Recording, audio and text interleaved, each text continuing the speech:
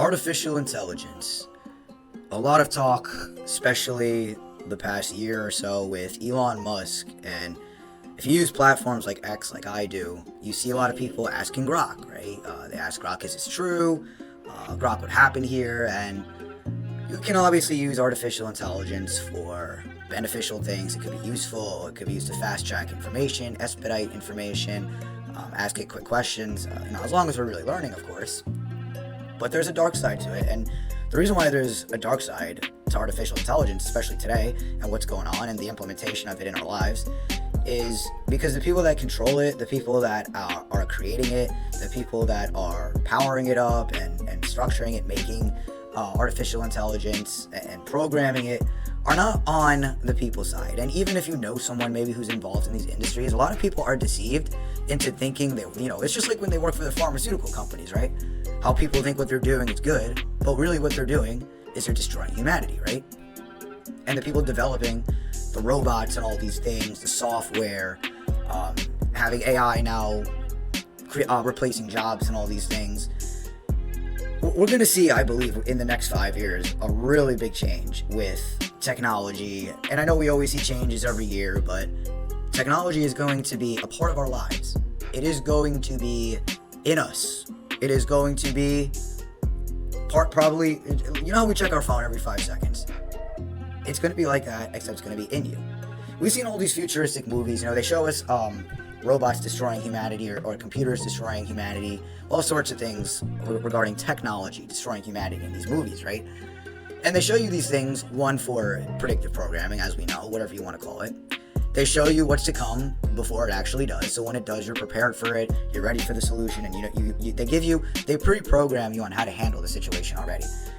And obviously they make artificial intelligence look good. They make it look like it's friendly and it's going to be a support and all these things. And the issue now is because Elon Musk, of course, is the one behind it. Grok, all these artificial intelligence and stuff revolving self-driving vehicles like Tesla, and how all of a sudden MAGA is big supporters of electric vehicles all of a sudden because of Elon Musk and being buddies with Trump. And I don't even want to get into the political theater. I'm so tired of talking about how politics is a dog and pony show and people just can't seem to see through it. They think it's Democrats or they think it's Jewish people. I mean, just very small-minded things that people look to blame. Because all of humanity is to blame. It's not just the powers that be that are doing this. We do it to ourselves because we keep falling for their WWE political schemes, their psyops, their scripts, their actors, and all that stuff. We keep falling for it. So this is why things are getting so bad with technology. And what they do with AI, and what they've been doing, especially really the past 2 years, it seems, is they slowly implement it in our lives, like what they did with Grok, right? And now if you do a Google search, you get an AI answer, an AI-generated answer. And there's ChatGPT, the kids using it in school to cheat, and in college even. You can do a whole entire assignment on ChatGPT practically. It could generate a whole PowerPoint presentation. I've done it before with ChatGPT. I don't use AI, but I've used it before, and I understand that these things can be useful tools. It's like a level up from just doing a Google search, because now it's personal. Now it actually talks to you. It can talk to you like a human, and this is going to obviously cause a shift in relationships. It already is. We've already been seeing for years now. The stories that come out here and there. It's not. It's barely anyone's doing it, but the stories are coming out, and it's going to become more like this, where people marry their robots. They have sex dolls that they marry, and we're not going to have relationships with each other, men and women. We're not going to have friends. You're going to be friends with AI. You're going to have intimate relationships with AI. And what they've really done, as I was going to say before, the past 2 years, is they put it so slowly. It's like day by day, and this can be the same said with our rights even. How what they do is every day they slowly implement, let's say, AI.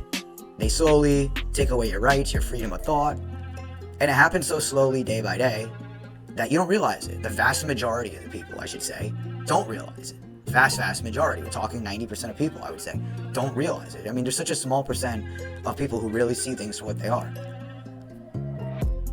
And so that's how they get these things normalized. It starts with the movies, like I was saying earlier.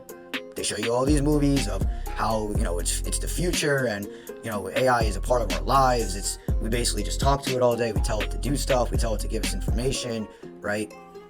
something like even like what's the one with Will Smith, I, Robot, where it's actual robots killing people. There's different movies where it's artificial intelligence and computers doing it.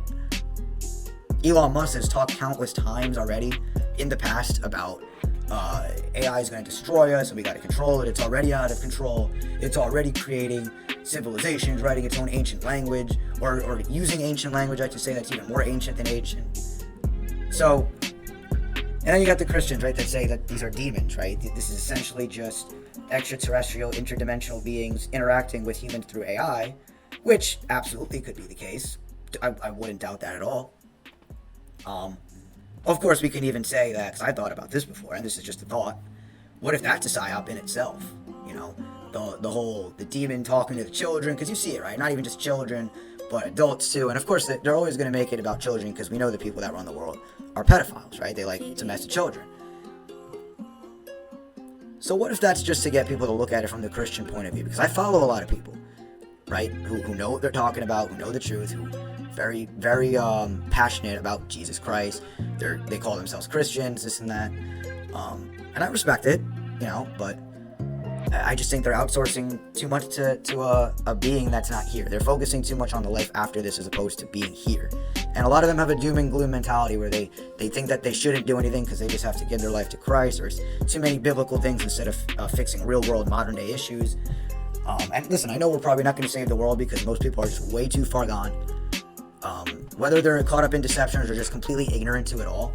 And because, you know, there's people who go through their whole lives never looking into anything past mainstream media or politicians, you know.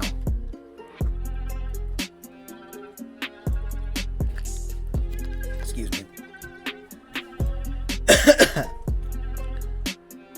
But now we're seeing a shift with relationships, because when social media came around roughly 15 years ago when it got big, it's changed so much, and it's barely been around for 20 years, you know, the way it is. It really got popular from Facebook, I would say, I guess around maybe 2007, 2008, maybe even later than that, because I remember I first made a Facebook when I was in 7th grade, which is in 2009, and that's pretty much when everyone in my grade at the time, they made Facebook. It started with that. And 2 years later, you know, social media was basically a very normal aspect of all of our lives, because I didn't even get a smartphone until 9th grade, and I know a lot of kids now, they get smartphones much younger than that. But even back then, it's like I was using a computer. It's like I can only use it from a computer, right? But now we have it at our fingertips, and it's way more addicting now, because now you got the reels, the shorts, the constant naked women or seductive men, whatever it might be for women, right? So there's endless distractions. I mean, with social media, you can scroll forever. You can spend literally the rest of your life scrolling on there, because that's what it's designed to do, to waste your time. We could be using these platforms for good, to spread positive messages, but that's obviously not what social media is being used for. Because again, who controls social media? It's like what I was saying earlier. Who controls the algorithms? Who's controlling what's getting put in our face? It's a very small minority of people out there. And it's the same people who created AI, right? Who program it and hire the people to do it and control it and all that stuff. Same people who are staking the Federal Reserve. Same people who own your mainstream media. Same people who own your politicians, no matter what country you're in. I mean, come on, people. It's the same story every time that I say of who's behind what, you know? But anyway, what I wanted to say was, in regards to relationships and AI now, which besides just it replacing our jobs, because they're telling us it's going to replace our jobs. I mean, we're seeing Bill Gates talk about it, Elon Musk talk about it, how, oh yeah, you know, by 2035, 90% of the workforce is going to be cut. Or something. Oh, look at, you know, it's just casually. They say casually. I don't know. People see it. They're cool with it. You know, they like accept defeat. They don't seem to care.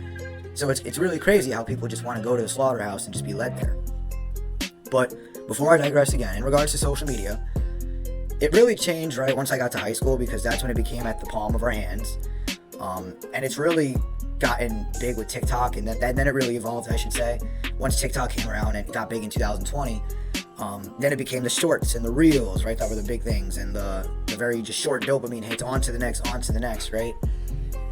And, you know, this is AI, right? Because now you got even AI making videos, and to go even deeper with AI, it's been around a long time. It just hasn't been introduced to the public, right? A lot of even when our presidents talk, when celebrities talk, these movies, when you see certain things on TV, a lot of it is AI. A lot of it is artificial intelligence generated. And if you guys haven't seen the videos of what AI can do, I mean, it's crazy. You can't even tell the difference if it's real or not.